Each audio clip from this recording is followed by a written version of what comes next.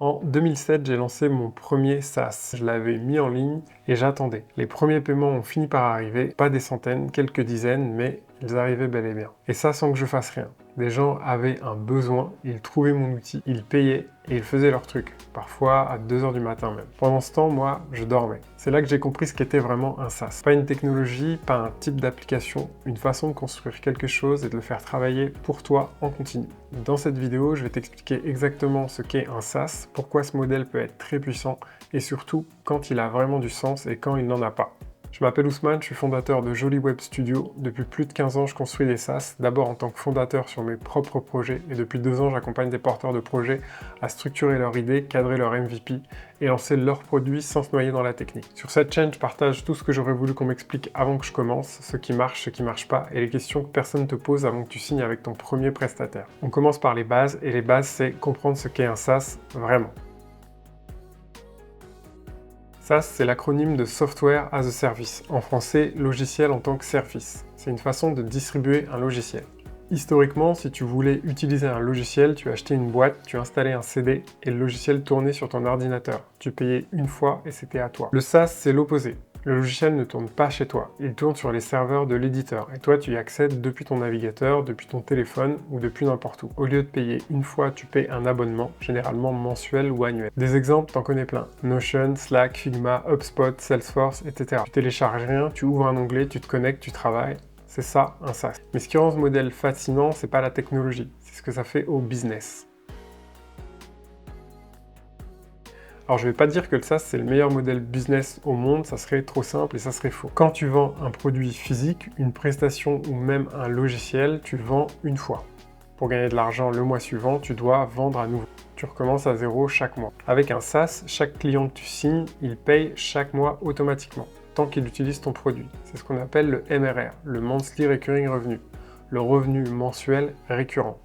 Au passage, si certains des termes te semblent flous, j'ai créé un lexique complet du jargon SaaS entièrement gratuit et je te mets le lien dans la description. Ce chiffre, le MRR, une fois que tu commences à le construire, il ne repart pas à zéro, il s'accumule.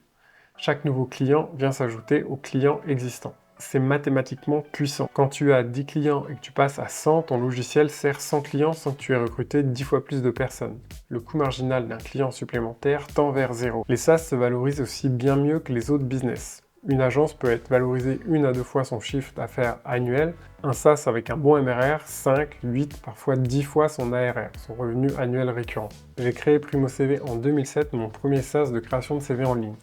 Le produit tournait tout seul, générait des revenus sans que j'intervienne.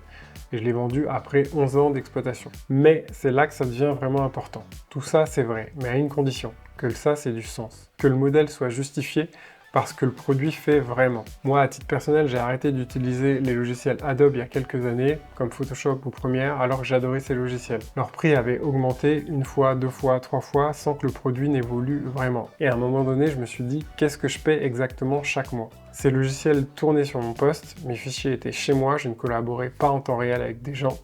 Rien ne justifiait un abonnement qui augmentait chaque année. Notion, Figma, Slack, ça a du sens. Photoshop, ça en avait pas pour moi personnellement. Parce que si tu construis un SaaS juste pour faire du revenu récurrent sans que ton produit le justifie, tu construis quelque chose que tes utilisateurs finiront par détester. Et ça ne construit pas un business, ça construit une réputation négative. Donc la question à te poser, c'est pas comment je vais monétiser, c'est est-ce que mon produit, par nature, a besoin d'être un SaaS? Si oui, le modèle est très solide. Sinon, explore d'autres options.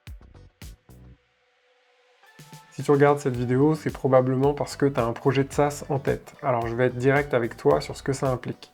Un SaaS, ça se pense avant de coder. La majorité des produits SaaS que j'ai vus échouer n'ont pas échoué à cause d'un bug, ils ont échoué parce que le problème n'était pas assez douloureux pour les gens qui payaient. Avant d'écrire une ligne de code, avant de choisir ta stack technologique, avant même de trouver un développeur, tu dois valider que le problème existe vraiment. Et aussi que des gens sont prêts à payer pour régler ce problème. Beaucoup d'entrepreneurs non techniques se perdent dans les questions techniques. Quelle techno choisir? No code ou développeur? Combien ça va coûter? Ces questions, elles sont légitimes, mais elles viennent trop tôt. La question numéro 1, c'est est-ce que mon idée vaut vraiment le coup? Est-ce que j'ai parlé à de vrais utilisateurs potentiels? Est-ce que je comprends leurs problèmes? Si oui, on peut parler technique. Et c'est exactement ce qu'on va faire sur cette chaîne, vidéo après vidéo. Voilà pour cette première vidéo, si tu devais retenir qu'une seule chose, c'est ça. Un SaaS, c'est pas un type de logiciel, c'est un modèle business fondé sur l'abonnement et le revenu récurrent. Ce modèle, il est puissant à condition qu'il soit justifié par ce que ton produit fait vraiment. Sinon, tu construis quelque chose que tes utilisateurs finiront par détester. J'ai préparé une checklist gratuite des 10 questions à se poser avant de lancer son SaaS. Le lien, il est dans la description. La semaine prochaine, on attaque un sujet qui fait peur à beaucoup d'entrepreneurs. Pourquoi la majorité des SaaS échouent avant même d'avoir leur premier client payant? Les vraies raisons, celles dont les gens ne parlent pas en public. Si tu veux pas louper ça, abonne-toi et si tu as une question, pose-la en commentaire, je lis tout. À la semaine prochaine, ciao!